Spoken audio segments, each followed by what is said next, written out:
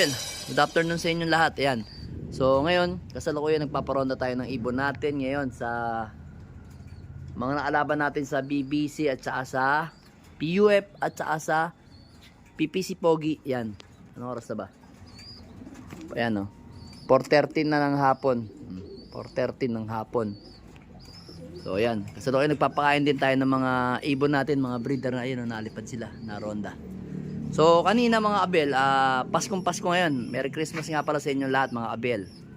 So kanina, nagawi kasi kami ng bandang Arayat. So magtatanghali na nun, dinala ko yung ibon natin na 6641 sa Arayat mga abel. So ito, papakita ko sa inyo ating nirelease sa, sa Arayat mga abel. Ito, pakita ko sa inyo. So yan mga abel, oh. Bundok Arayat, tanghalian tapat, 11:26. Hawakan mo, brain. Yan, 11:20. Kita ba sa ano? Ay, hindi kita. 11:26. Yan. Release tayo. Yan, oh.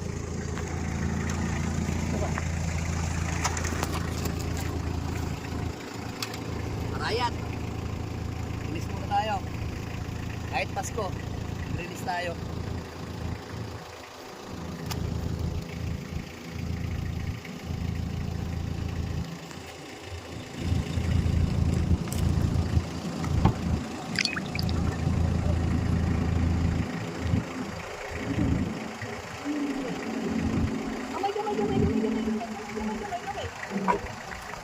Then nga mga abel, pagdating ko nakasarado pala yung landing board, kaya yung yung pinaka trapdoor ko. So yun, nagagala dito yung ibon ko, si 641 dyan, kasi andito yung mga babae sa aviary natin. So yung 641 nandito, ay nilinis ko kagabi yun kahapon ng hapon padilim na, nilinis ko yung mga ipot doon, kaya wala siyang masyadong matutuka dito. Ayan mga abel, ayan, malinis.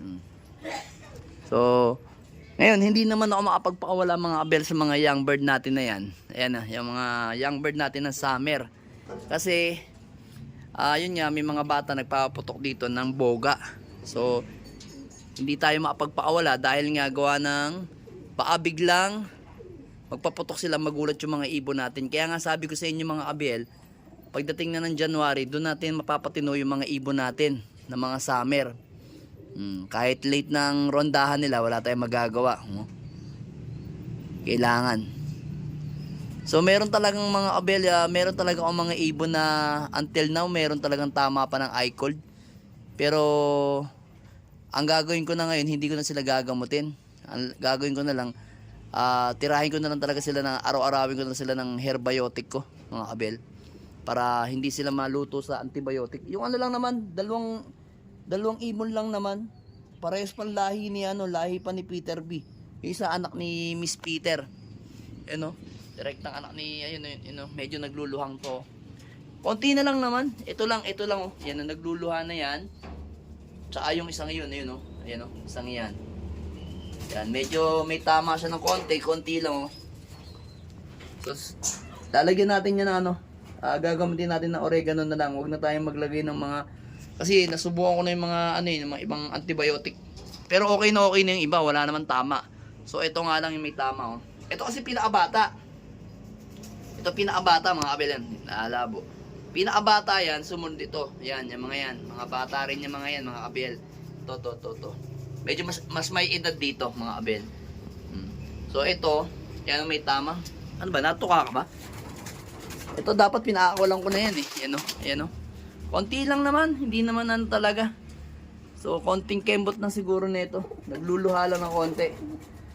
Alam naman natin mga abel, pagka ganyan mga mura ang katawan ng ibon natin, talagang kalimitan yung ibang young bird, tinatamaan talaga ng eye cold. Lalo ngayon, malamig ang panahon. Pero okay lang yan. Para sa katawan nila, may immune na sila sa sakit, para pagdating ng edad nila, binawalay kasi natin yung mga babae, may mga tama sa mata yan, Tapos ito yung pinapainom ko sa kanila mga abel yan. Yan, may ito.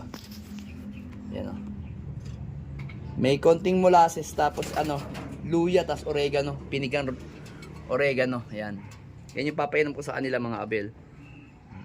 Para, nalabo talaga kami na. Yan yung papainom natin mga abel para maging okay na okay sila.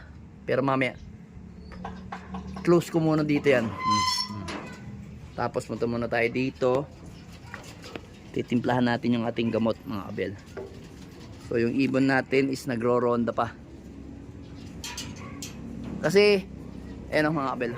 Kasi ano yan, yung ibon natin na yan, mga naronda na yan, Friday kasi, ikaarga natin yung 3 ibon sa First Love All Bird ng All Bird ng PUF, First Love All Bird. At Timonan, Quezon kami mga abel. Then yung isa naman sa ano kami? Enrile, Cagayan. Ang ano ba namin? Port lap namin ng derby na PPC Pogi. Ayan. As of now naman, maganda naman ang conditioning ng ibon natin. Talagang yung mga bata lang na young bird, yung mga yan, ang tinatamaan ng eye cold. Pero yung mga naalaban natin, hindi na. Mga abel, oh. Hindi na natin sila pinupuwersa. Sinama ko dyan yung itinos ko para medyo pagpag talaga, as in pagpag talaga siya. Tapos bukas, hindi na sila lilipad bukas. Ang lilipad na lang bukas is yung mga ano natin, yung mga BBC. Ang BBC kasi is First Lap fundraise naman namin sa Sabado. Yan. Abangan ninyo. Maganda daw yung premyo ng BBC ngayon So, malamang sa alamang, isa lang ilalaban natin doon. Si anak ni Miss Peter, ayan. Si Peter, Mr. Peter 3 ang ilalaban natin mga abel. Para maganda-ganda yung natin, laban. Kasi alam ko, hanggang yung matnog ata yun Yan Yan din. Hintayin nyo lang Romondo itong mga to. Sana buo pa ang ating warrior. So far maganda yung uwi ng anak ni Kupkup mga abel. Ito si Kupkup Yan si Kupkup So far yan. Yung lahi na ito. Maganda yung uwi mga abel. Yung island bird natin. Ito yung pinakabago nating bloodline mga abel Si Kupman. Tapos ito si Arandok Jansen yan. Yan nga yun, may mga anak na siya, 3. Pero isa, pinasiter ko lang yung isa dyan. Then ito na lang yung mga susubukan natin, yan. Itong 2 to, hindi pa natin, ito, may anak pala to.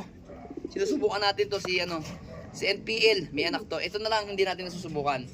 Yan, kasi bata pa. Pero malapit na siya mag-egg, mga abel, si NPL. So, abangan natin yung mga yan.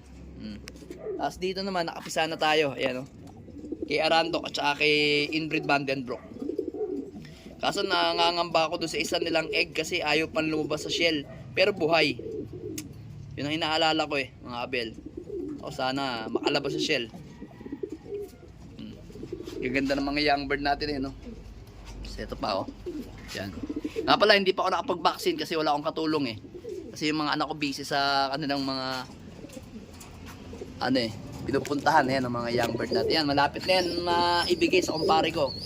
Yan, eto, ayan Maganda na yung mga anak ni Peter Maselan. Ayan. Alright. Subscribe! Ayun.